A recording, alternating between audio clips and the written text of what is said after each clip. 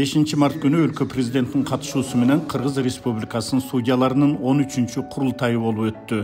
Бул ак калпак күнү менен дал келгендиктен жыйындын катышуучулары улуттук баш кийим кийип келишти. Президент Садыр Жапаров сот тутумунун кызматкерлерин кесиптик майрам менен куттуктап сөз сүйлөдү. Анда сот бийлигин жакшыртуу боюнча көрүлүп жаткан жана алдыдагы аракеттерге токтолду. Аны менен катар сот тутумунун санариптик инфраструктурасын модернизациялоо менен жарандардын убактысын жана чыгымдарын азайтуу максатында электрондук документ тапшыруу системасын киргизүү, судьяларды тандоо процессинде объективдүүлүктү камсыз кылуучу автоматташтырылган механизмди киргизүү зарылдыгын белгиледи. Өлкө президенти сот тутумуна карата элдин ишенимин бекемдөө багытындагы сөзүндө тармактагы коррупциялык маселелерге токтолду. Сот тутумундагы коррупция эң биринчи кезекте жалпы журтубуздун мамлекетке болгон ишенимин солгундатарын баса белгилейм.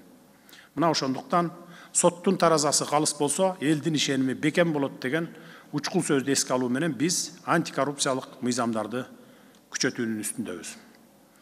Кыргызстандын мыйзамдарына коррупцияга каршы күрөшүү жаатында киргизилип жаткан түзөтүүлөр мамлекеттин коррупцияга каршы күрөшүүгө болгон бекем ниетин көрсөтүп турат.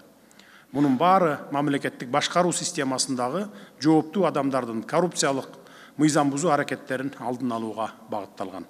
Сиздер сот бийлигинин өкүлдөрү катары мен эмне тууралуу айтып жатканымды жакшы түшүнүп турасыздар деп ойлойм.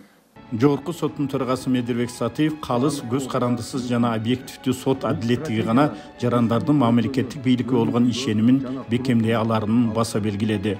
Урматтуу судьялар жана сот кызматкерлери, сиздерди бүгүнкү кесиптик майрамыңыздар жана ошондой эле ак калпак жана улуттук кийимдер күнү менен чын дилимден куттуктайм.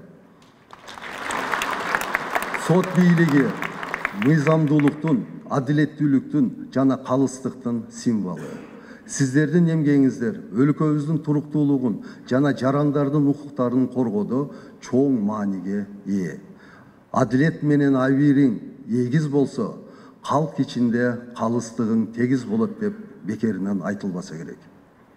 Адилеттүү, негиздүү, мыйзамдуу чечимдерди кабыл алып, элдин сотторго болгон ишенимин арттыра бериңиздер. Сиздерге бекем ден соолук, күч кубат жана бакубатчылык каалайм. Судьялардын курултайы судьялардын өз алдынча башкаруусунун жогорку органы болуп саналат жана ал 3 жылда бир өткөрүлөт.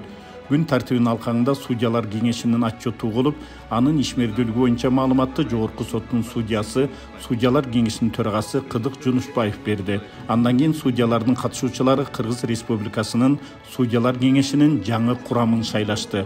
Атегисек судьялар кеңеши судьялардын укуктарын жана мыйзамдуу кызыкчылыктарын коргоо, судьяларды тартиптик жоопкерчиликке тартуу маселелерин кароо, соттордун бюджетин түзүү жана аткарылышын көзөмөлдөө, ошондой эле судьяларды окутуу жана квалификациясын жогорулатуу иштерин жүргүзөт. Жыйында өлкө судьяларынын 13-курултайынын резолюциясы кабыл алынды. Соңунда жогорку соттун, конституциялык соттун жана судьялар кеңешинин мекемелик сыйлыктарын тапшыруу аземи болуп өттү.